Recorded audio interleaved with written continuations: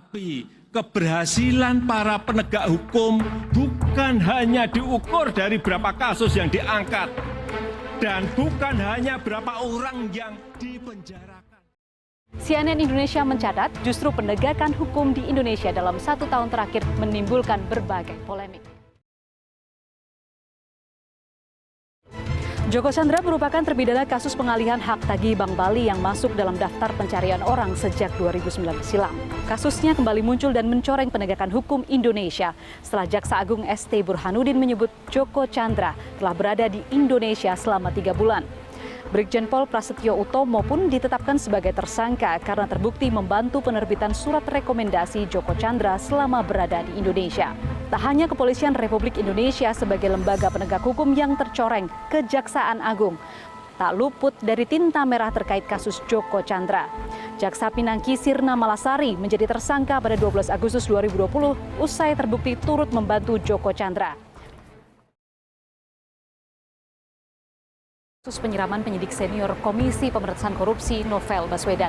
Kasus ini memang tengah masuk ke dalam babak yang baru dengan vonis yang dijatuhkan kepada Rahmat Kadir Mahulete dan juga Roni Bugis pada 16 Juli 2020. Meski telah dijatuhi vonis, namun dalam proses persidangannya Indonesian Corruption Watch menilai ada sejumlah kejanggalan.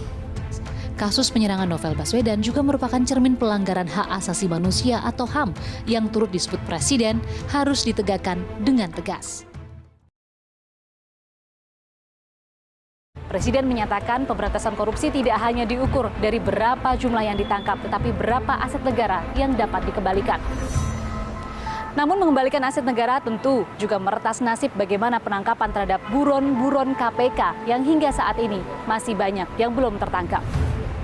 Sejumlah buron yang masih belum ditangkap oleh KPK ialah tersangka kasus dugaan suap anggota DPR RI pengganti antar waktu Harun Masiku. Yang kedua adalah Samin Tan. Ia terlibat dalam pemberian suap pada anggota DPR RI fraksi Golkar Eni Saragih terkait pengurusan terminasi kontrak perjanjian karya pengusahaan pertambangan batubara. Buron ketiga ialah Samsul dan juga Icih Nur Salim merupakan DPO kasus bantuan likuiditas Bank Indonesia atau BLBI. Tersangka berikutnya ialah kasus dugaan korupsi pelaksanaan proyek pembangunan dermaga Sabang tahun 2006-2011 Izil Ashar alias Ayah Merin. Polemik penegakan hukum berikutnya adalah mengenai tindakan represif yang kerap kali dianggap dilakukan oleh sejumlah aparat penegak hukum. Kata makar juga acap kali terdengar dalam 1 tahun terakhir berdengung di antara masyarakat.